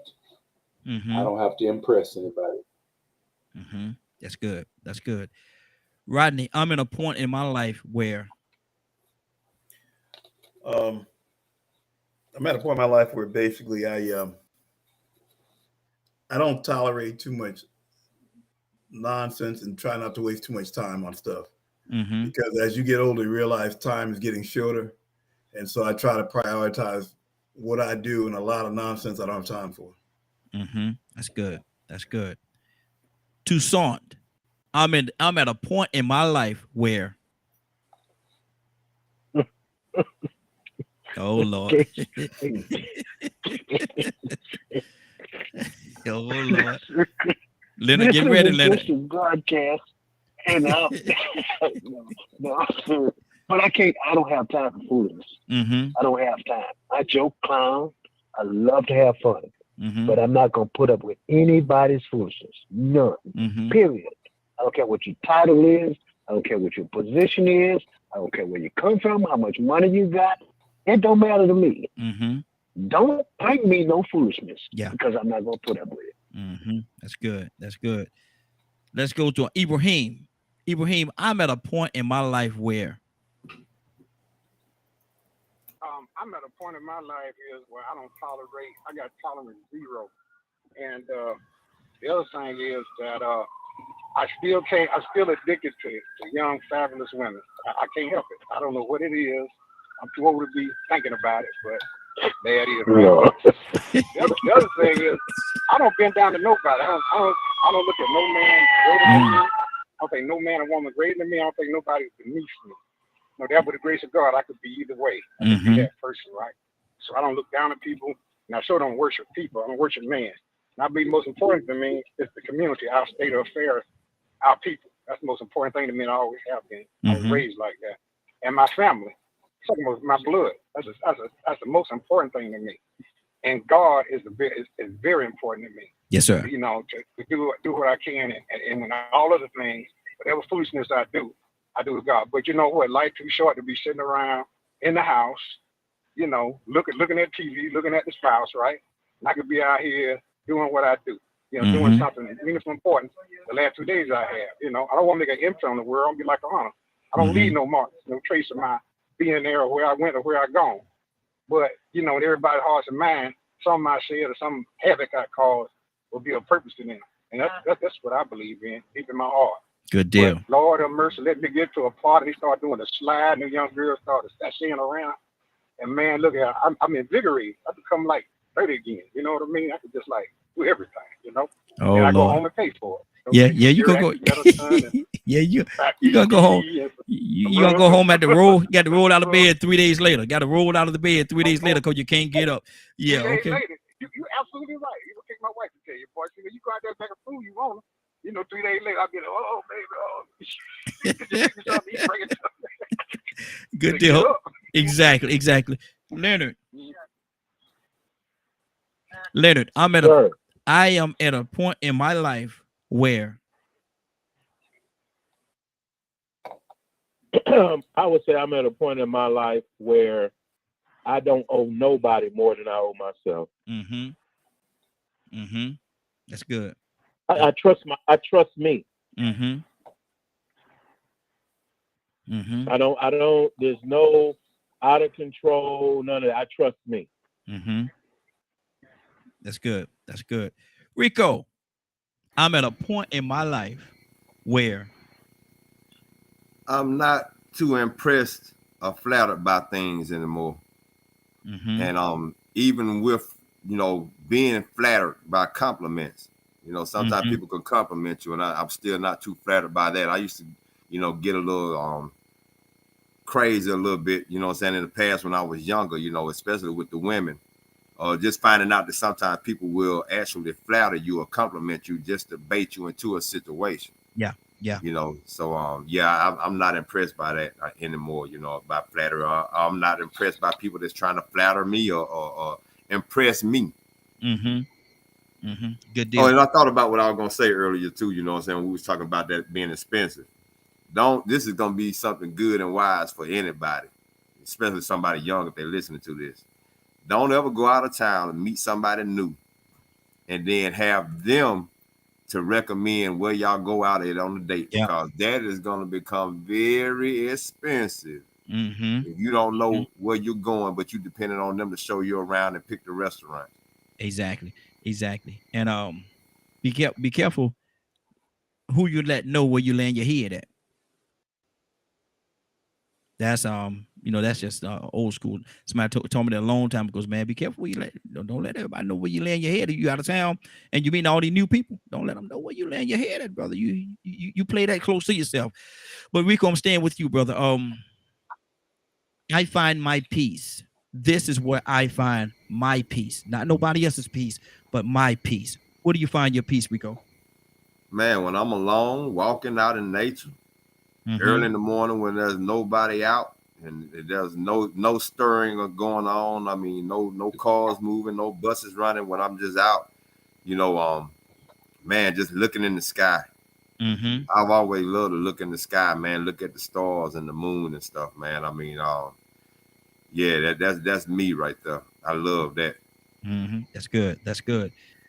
Elder, I find my peace. This is where I find my peace. Elder, where do you find your peace? I find my peace. I find a lot of my peace at my instrument when I'm creating music.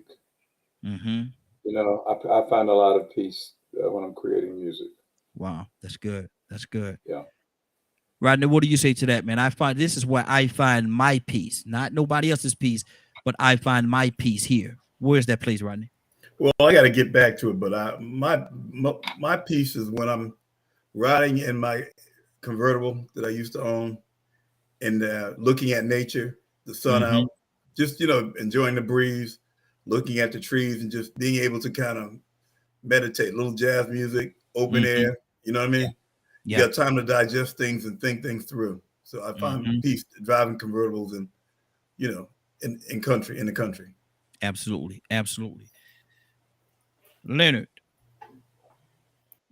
this is where I find my peace, not nobody else's peace, but I find my peace. Where do you find your peace, Leonard?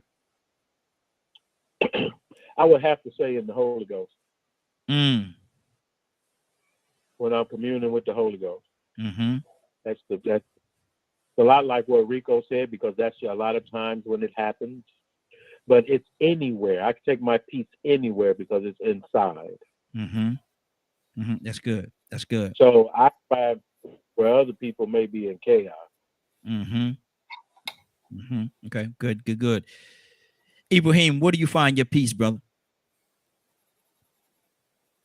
Well, you know, everybody kind of touched the base. I find my peace in just thinking of physics, you know, doing calculation of physics, or thinking about impossible and improbable things in nature and space and things that I know, and the properties and values and things. The other thing is just like driving late at night. I've did it so much all my life. I go millions of miles at night.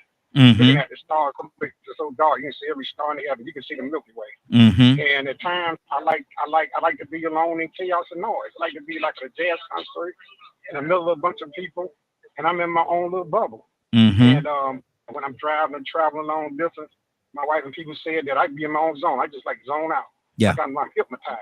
You know what I mean? I'm thinking about everything around me, but I can focus on something. You know what I mean? That's good. And but interaction with people and things, and trying to put all my thoughts together, I have a big problem. But I can find a lot of peace in reading the Quran and all the different, and reading about history surrounding all these different books and religious books, the Bible, the Torah, Talmud, whatever, the Bhagavad Gita, you know, and saying and putting things in context and looking at people's lives, Black history. I do a lot of that. Exactly. I put in the context what was going on, how the people were dealing with things then. And that gives me peace to know that I don't feel sorry. I don't feel bad. I can always say, well, look, they did such great things. How come we can't do it again or do better? You know, rather than retrospect, you know, and that's why I argue with a lot of people about history. Good deal. They fail to put it in context. And I thought one of the things, Ibrahim, I really thought that one of the things, and you may have said it when you said driving, but I thought one of the things you was gonna say when you was on your bike. I thought there was gonna be one of your answers right there. Oh yeah. Oh God. Yeah. When I get on these little back roads in Georgia, man, you just don't know. It's just like you're in a world by yourself. Yeah. You know, you can see deer run across the road. Thank God they didn't run across in front of me. You can see animals. You can see everything, man. And lakes and springs pop up that you didn't notice in a car. Yeah. You know, and stuff like that. It's just birds and stuff, and it's a huge experience. You know. Exactly. You know, you're placing your will upon things around you. you placing your will upon things around you and making it happen, for no reason at all, for nothing, just to do it. Exactly. You know what I mean? Exactly. Good deal. A Sunday drive. Yeah. Absolutely. Absolutely. Toussaint, what do you say to that, man? I find my peace. Toussaint, what do you find your peace? Believe it or not, I find it when I it's almost have to. I don't have to, but I'm sure of what He promised. Talking about what God has promised, and I see them unfolding. Man, in these 58 little years that I've lived, I've been through storm and rain. But I see how what years ago I believe that there were His promises to me, and then I see it unfolding. Here I am. I got kids. I got 14 grandchildren, and I'm seeing how my children are functioning, and I don't deserve. So what I'm saying is, when I get to the point that I say, okay, now you can stand on His promises and assure myself of that, you're talking about I ain't got no worries. I don't have a care in the world. Yes, sir. When I lean and I've convinced myself that you can trust God. Now that's a peace that passes all understanding. I can't even figure out why He's doing what He's doing in my life, no matter what the troubles or trials or whatever it is. And that's for all of us. So we can find, and I'm not trying to be spiritual or not, I'm just saying where I'm at. What gives me the peace that I need. Yes, sir. When I trust Him for what He says, man, what worry do I have? None. Man. Absolutely none. Absolutely. Absolutely. Elder, what's on your heart?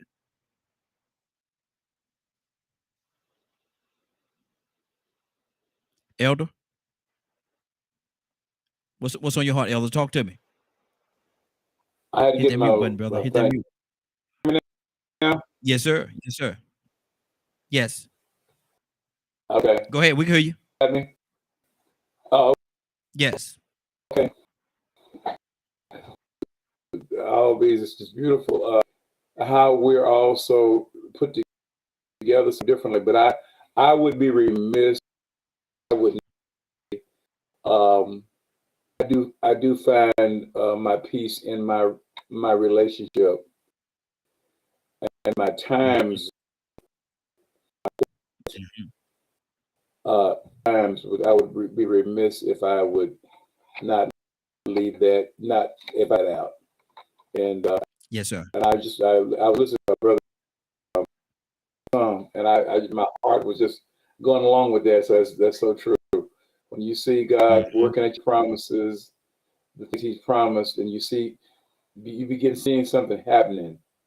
You ask God for something, and then it's happening. And you had a part in it.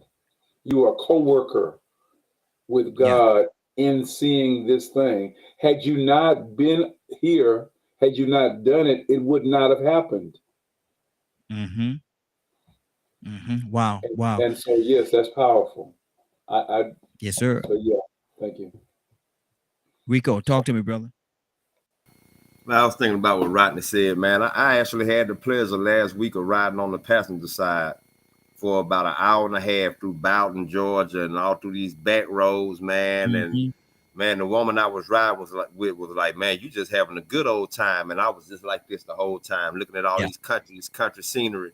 And I was thinking about if I had a camera, how many pictures I could have taken and made postcards or birthday cards out of them. I was just like, man, it's some beautiful scenery. And I was just telling her how I was amazed and loved to see that. If I had one wish, I would probably travel every road in every city in this country just to see what it's like. Because I'm curious when I go through these small towns. I wonder what it's like on Friday night.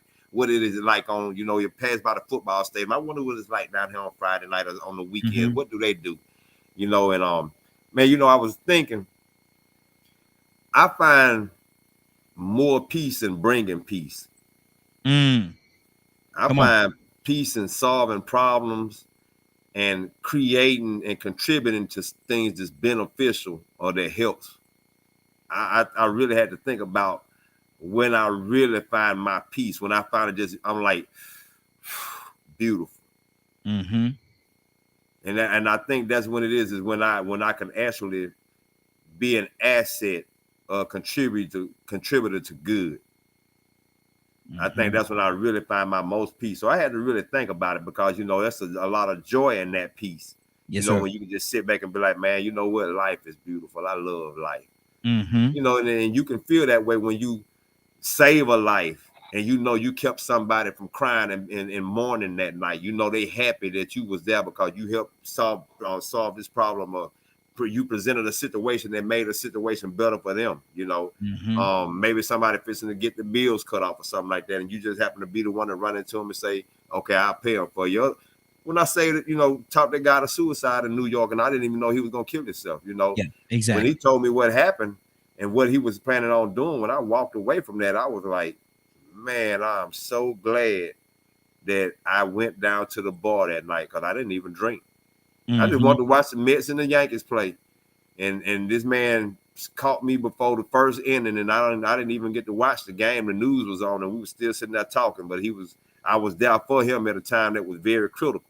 Mm-hmm. And that was a peaceful feeling, knowing that when I left that night, that I changed his direction of where he was headed that night, man. I mean, I find peace in bringing peace. Absolutely. Absolutely. Yeah. Rodney, talk to me, brother.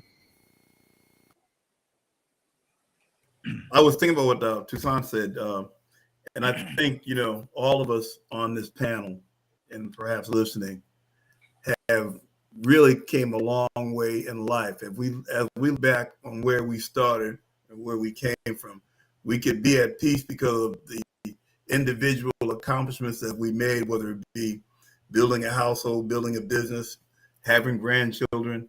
We sit back and sometimes we all do it and reflect on where we came from, how we started out, how a lot of people didn't make it to the point that we made it to, and that we're sane and mostly in our right minds, and we're doing, Mm-hmm. doing relatively well, whatever role we're in. So I think when we sit back and reflect on where we could have been, and what we have accomplished, I think that's a piece right there. Because at times when I'm at home, I look at my house and I say, when I met my wife, I was living in a 400 square foot house apartment, didn't even own it. Mm-hmm. We didn't have any children, Mm-hmm. didn't have anything going on. I said, over the years of accomplishment, you look back and say, this is what I've accomplished. I didn't waste my time on my labor or myself. And so when you reflect on where you could have been and the fact that you're still here and the fact that every one of us has made little contributions to somebody's life, we made somebody's life better at some point. Yeah. And that should give everyone peace to know that their time on earth, it was not wasted. So that's a little piece that I got from Toussaint, is that, wherever you are in life, your success is based on your perception, and everyone's successful. And so at the end of the day, you should be at peace with your accomplishments. Absolutely. Absolutely. Leonard, talk to me, brother. I like what he said, and especially like when Toussaint was mentioning things and often praying every day. It's brand new to me. And I never take anything for granted, because when you developing every, I remember one of the things that I used to desire studying Father Abraham was the fact that he was called God. He was known as God's friend. Mm-hmm. And what does it take to build that type of relationship? Wow. And that walk is amazing. Like Toussaint was talking about, when you get to that point where you actually depend on God. You're just it's not wishful thinking, but God has proven himself to you over and over again. Absolutely. Because I can honestly tell you, there's a lot of times when I have no clue, and God provides. He always has provided, which is the reason why I can seem to be so correct. Mm-hmm. because I've never gone anywhere by myself. I've never ever been by myself. Mm-hmm. I don't know what that's like because Wow. of this relationship with God that I've had since I was a little boy. That's good. That's good. I sing because I'm happy. Oh, man, I wish I had that song queued up right now. I'll play that song right now, man, because it's so appropriate to this moment right now. But Ibrahim, what's on your heart, brother? Talk to me. Well, it's interesting that two things that Rico said, right? If you like to drive, I've been on just about every road, literally, highway and byway, every town and city in the United States of America. And y'all can doubt what you want, but we can pull out any map, and I can do it about heart, tell you where to go, how to get there from any point in the United States and Canada, for that matter, and Mexico. But the point is that, when you out there, backstory for how the interstates complete and everything in the middle of nowhere, you don't even see no head and tail lights for hours. You know what I mean? And the closest town might be 50 miles away. Or the closest gas station might be 50 miles, 100 miles away. And, and it's so black out there, the headlights don't see the value of light. Matter of fact, it's better off turning off your headlights so you can let the stars and the moon guide you. You can see the road better, But what I'm saying is that the innermost peace you have, the knowing that, like you said, that you're not alone. Mm-hmm. That there's somebody, there's somewhere, there is a law is alive, a law is real, And the walk Ibrahim took with Jehovah Allah was very profound, because he gave his life. He came to a conclusion by his own demise that there can only be a creator that did all this. He worshiped the stars, the moon, and he asked, that cannot be because it comes and goes. That cannot be my God. My God's constant. Mm-hmm. So anyway, the stuff from the whole story, right? But that's the most profound thing. I've been out in snow in places where if anything happened, maybe nobody even hear about me and know about it to the next spring, the next thaw. Mm-hmm. You know what I'm saying? I'm serious. Been that kind of snow and kind of environment. And and I always left something or left a message or had something that somebody could hold on to if they did find me, when they find me, and years later. And I've seen people that run off the road, black couple, two couples in Indiana. They ran off the road into a creek. Nobody found them about 2 years. Good Somebody Lord. caught out there, they're in the creek, right? Mm-hmm. And they found them. But you know what? They're not forgotten as long as somebody knows them, remembers them, who they were and what they did and what they meant to them, right? Mm-hmm. And but yes, God is with you always. Absolutely. In some situation I've been in by myself, at least I thought about myself, but I always look up and somehow there was a way for me to get through it. He opened for me, opened up tunnels and lights. My most depressed time, the hardest time in my life, he opened a door for me, showed me the way, and I followed. I had the intelligence to follow, right? But if we don't put forward the effort to do something, if you really believe and you have faith in something, you put forth the effort. You know that when you do this, it's going to work. Or if it don't work this time, it'll work eventually. Exactly. Keep trying, right? Exactly. Now that to me, that's different from belief and faith. Absolutely. Absolutely. So okay, go straight. We're about to get out of here, man. We're about to get out of here. We got 7 minutes before we get out of here, but I want to go around right now. Anybody got anything they want to say before we even go to the closing remarks? Anybody have anything on the heart? Great turnout, black men. Mm-hmm. Keep turning out to vote. Keep telling people to vote. Keep taking people to vote. Exactly. You got to vote overwhelmingly in these elections. Mm-hmm. Absolutely. Because we see what the deal is, and it'll be nobody's fault but ours if we don't participate. That's right. That's right. Anybody else? Good deal. Well, we're gonna go around. I already voted. Please vote. Right. And also remember to start looking forward to 2024. Get out there and start looking and choosing and picking candidates going to represent you or represent your cause. Mm-hmm. So that's the other thing I say. Good deal.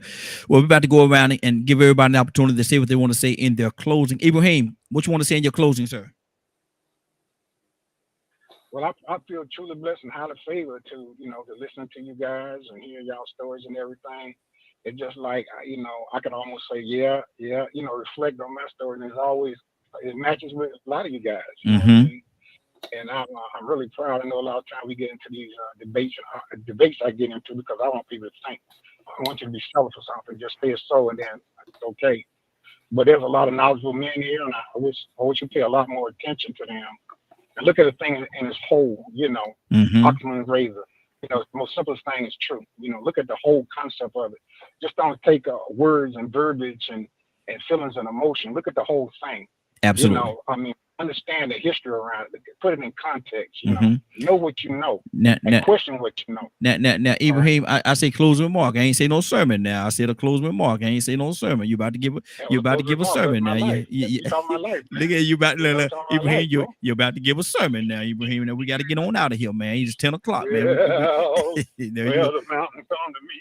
I Oh, go Lord. to the Watch this. mountain. Watch this. I gotta hit my mute button because I don't know where he about to go right now. I don't know where he about to go. He done, I got to find my mute button because I have no idea where he about to go. But Toussaint, in your closing, sir. Life it ends up strange, Mm-hmm. but when it manifests itself, you learn to appreciate it. Yes. And I think that happens to all of us sooner or later.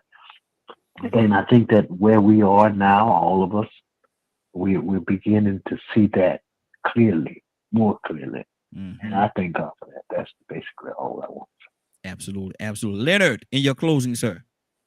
And don't you start singing. Man, it was good.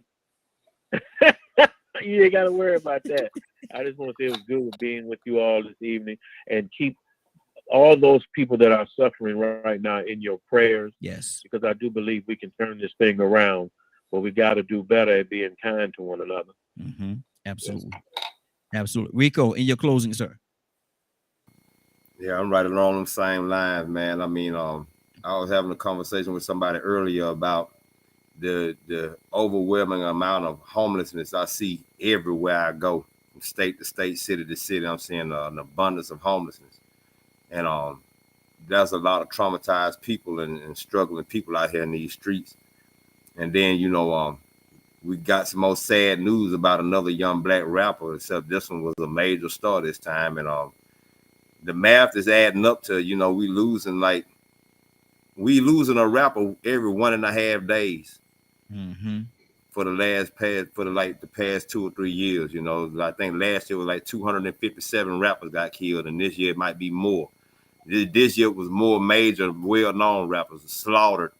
Mm-hmm. That behavior is dangerous, man. And the thing is it's profitable, and these children, they want to get involved in it. First opportunity they get, these young males, they want to be rappers. They don't care about the consequences. That's a hazardous job now. Yes, sir. Yes, sir. Those guys are turning into endangered species, and the problem is the younger generation still want to jump into that occupation. So we gotta find some type of way to be better examples, man, and I'm gonna say distract them and guide them, or I'm gonna say attract them to another way. Exactly, and that's good. That's good. Elder, in your closing, sir. Elder. I've been away from the guys for a while, and I just appreciate the discussion tonight. We talked about things that tonight, and I love the array we had and the responses to them. Appreciate you guys. Thank you. Hey, likewise, Elder. Definitely likewise. Rodney, in Yes, your sir. closing. In your closing, Yes. sir. All right, just want to let everybody know. Yeah, I took my family out to vote last week. We all voted. It's a good thing. Mm-hmm. And on the lines of what Rico was talking about, I was kind of thinking about this before he mentioned it. We have a lot of good black men on this panel and in the community. I think we take time out to talk to younger men that are willing to listen, give them some insight on our experiences, and try to just, I'm not going to say mentor them, but at least talk to them, let them know that there's other choices in life to make. There's other opportunities. The decisions you make are not, they can be life-changing, but they don't have to be permanent. A lot of times these young guys feel like they have no hope. They think they're inventing the wheel. The wheel's already been reinvented already, but they just need an elder person, an older male to sit and say, son, I've been through that before. I've done it. It didn't turn out well. or I did it, it turned out well. Mhm. So the wealth of information we have, don't sit on it, just share it with some young man. Absolutely. And with that being said, I appreciate everybody on the panel. It was a great night. Good deal. Good deal. Let me see, Rico. We are do the morning glow every day, Monday through Friday, from 7 o'clock until 10 o'clock a.m. Eastern Standard Time. But on Wednesday morning, it's something a little special about Wednesday. We actually look here. We let our hair down on Wednesdays. We don't have a topic on Monday, Tuesday, Thursday, Friday. We have on Wednesday. We don't have a topic, but we got a special name. What's it called? Called Way Out Wednesday. Way Out Wednesday. So if you have an opportunity, I want y'all to join us for Way Out Wednesday on the morning glow from 7 o'clock until 10 o'clock a.m. Eastern Standard Time, right here. Same bat place, same bat channel. Come and join us in the morning. We love to have your input. Now, Elder, if you don't mind, Elder, can I get you to pray us out? Yes, sir. Elder Lucky Rose. Okay, go ahead, Elder. Pray us out, sir. Okay. Father, we want to thank you, Lord, for the opportunity that we have had to be together, even even though we're in different places. The participants and the people on the panel, we thank you for those who are listening, and we thank you for the wisdom that you have shared with each of us, that we can be able to be an asset to someone else. We just thank you for this. We thank you for Raheem, and thank you for his ministry, for DKM Ministries. We just pray that you bless it, and that this word will go out really to a lot of people, that people hear about this program and join with us and benefit from it. We just thank you now in Jesus' name. Amen. Amen. It's been a great broadcast. I want to thank everybody for joining us. And more than that, I want to thank you for allowing DKM Media Group and Associates and Real Men Being Men for being a part of your evening. It is now 10:02. You're about to exit Real Men Being Men. But before you go, I want you to do me two favors, if you will. One, I want you to continue to pray for us, because we are certainly praying for each and every one of you. Number two, why this is real simple. I want you to go out there, find somebody, and give them a hug, because you never know. It could be the only hug that they get, or it could very well be their last. Love you, and ain't nothing you could do about it. Have a great day and a better tomorrow. Now we shine some of this light on you from Real Men Being Men. Take it out there into this wicked and cruel world that we live in, and let your light so shine. If you get an opportunity, give somebody some love. You just might find some love in return. Won't that be a beautiful thing? Have a great evening. Take care of each other. See you tomorrow. God say the same. Love you. Stay blessed, each and every one of you. Goodbye. Do.